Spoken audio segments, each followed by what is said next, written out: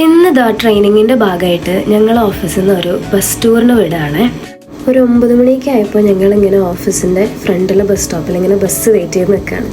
നമുക്കിങ്ങനെ ഒരു ക്വസ്റ്റനെയറൊക്കെ തന്നിരുന്നു അവർ ഫില്ല് ചെയ്യാനായിട്ട്. ട്രിപ്പ് കഴിയുമ്പോൾ നോക്കി നിൽക്കുമ്പോൾ തന്നെ ബസ് വന്നു. ഒരു ഡബിൾ ഡെക്കർ ബസ്സാണ്, പക്ഷേ മുകളിലത്തെ ഡെക്കിൽ റൂഫില്ല.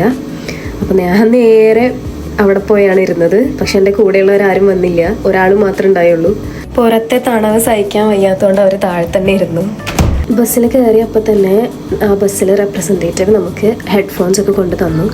അത് നമ്മൾ ഈ ബസ്സിൻ്റെ ഈ സീറ്റിൽ കാണുന്ന ഈ സംഭവത്തിൽ കണക്ട് ചെയ്യുമ്പോൾ നമുക്ക് കമൻട്രീസ് കേൾക്കാൻ പറ്റും. ലണ്ടൻ സിറ്റി ഇങ്ങനെ ചുറ്റിക്കറങ്ങുന്ന ഒരു ബസ്സാണിത്. അപ്പോൾ നമ്മൾ ഏത് സ്ഥലത്തൂടെയാണോ പോകുന്നത് ആ സ്ഥലത്തിൻ്റെ പ്രത്യേകതകളും ഹിസ്റ്ററിയും ഫൺ ഫാക്ട്സൊക്കെയാണ് നമുക്ക് ഈ കമൻട്രിയിൽ പറയുന്നത്. ബോറിംഗ് ആയിരിക്കുമെന്ന് വിചാരിച്ചെങ്കിലും ഒരു FM കേട്ടിരിക്കുന്ന പോലെയായിരുന്നു. അറിയാത്ത ഒരുപാട് കാര്യങ്ങൾ അറിയാൻ പറ്റി. ഇതൊരു hop on hop off bus ടൂറാണ്. അതായത് ഈ ബസ് ഇഷ്ടംപോലെ സ്ഥലങ്ങളിൽ നിർത്തും.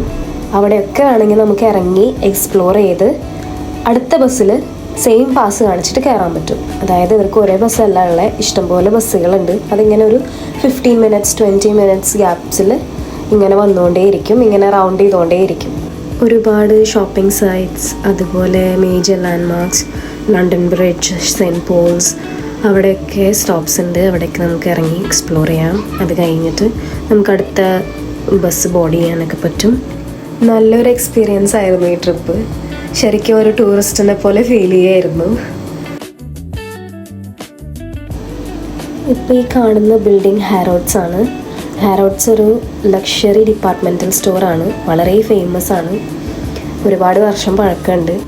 രാത്രി ഈ ബിൽഡിങ്ങിലെ ലൈറ്റ്സ് എല്ലാം ഇലുമിനേറ്റഡ് ആകുമ്പോൾ ഒരു പാലസ് പോലെയാണ് തോന്നുക, പക്ഷേ ആക്ച്വലി ഒരു സ്റ്റോറാണ്.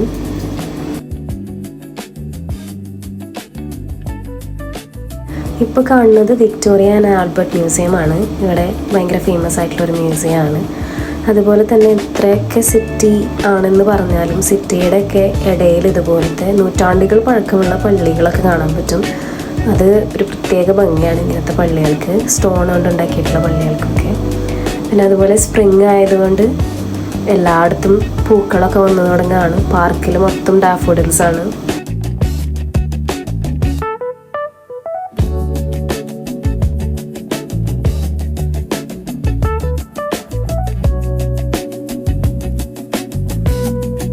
ലോകപ്രസിദ്ധമായ മാഡം ടുസ്സാഡ്സ് വാക്സ് മ്യൂസിയമാണത്. രാവിലെ തന്നെ നല്ല വരിയാണ് എൻട്രിക്കായിട്ട്. ടിക്കറ്റ്സൊക്കെ നമ്മൾ നേരത്തെ പ്രീ ബുക്ക് ചെയ്യണമെന്ന് തോന്നുന്നു. ഇപ്പോൾ എല്ലായിടത്തും വൈറലായിക്കൊണ്ടിരിക്കുന്ന ഒനിറ്റ്സുക ടൈഗറിൻ്റെ ഒരു സ്റ്റോറാണത്. അതുപോലെ തന്നെ ലോകത്തിലെ തന്നെ ഏറ്റവും വലിയ ടോയ് സ്റ്റോർ ആയിട്ടുള്ള ഹാംലീസ് ആണത്. കുട്ടികളുടെയും വലിയവരുടെയും എല്ലാവരുടെയും ഒരു ഫേവറേറ്റ് ഷോപ്പിംഗ് സ്റ്റോപ്പാണത്. ഇവർക്ക് 7 floors ആണുള്ളത് വിത്ത് ഫുൾ ഓഫ് ടോയ്സ്. ഈ ഒരു സ്ഥലം ഈ ബസ് ടൂറിലാണ് ഞാൻ ആദ്യമായിട്ട് കാണുന്നത്. നാഷണൽ ആർട്ട് ഗാലറി ആണിത്. ഫ്രീ എൻട്രി ആണ്. അതുകൊണ്ട് പിന്നെ ഒരു ദിവസം എന്തായാലും വരണമെന്ന് വിചാരിച്ചിട്ടുണ്ട്.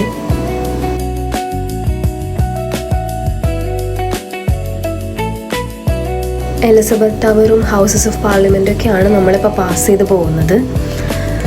അക്രോസ് ദി റിവർ ലണ്ടനായി കാണാൻ പറ്റും.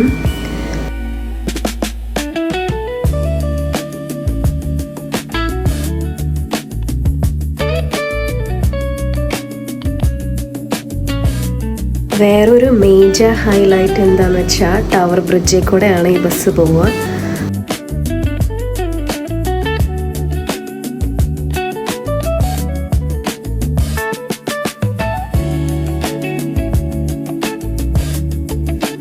ഈ ടവർ ബ്രിഡ്ജിൻ്റെ തൊട്ടടുത്താണ് ടവർ ഓഫ് ലണ്ടൻ ഉള്ളത്. അവിടെയാണ് ക്രൗൺ ജുവൽസ് ഒക്കെ സൂക്ഷിച്ചിരിക്കുന്നത്. നമ്മുടെ കോഹിനൂർ ഡയമണ്ട് പതിച്ച ക്വീൻ എലിസബത്തിൻ്റെ ക്രൗണൊക്കെ അവിടെ ചെന്നാൽ കാണാനായിട്ട് പറ്റും. ഞങ്ങൾ അടുത്ത ദിവസം അവിടെയൊക്കെ പോകുന്നുണ്ട്. അപ്പോൾ നമുക്ക് വൈകാതെ അടുത്ത വീഡിയോയിൽ കാണാം. Thank you for watching.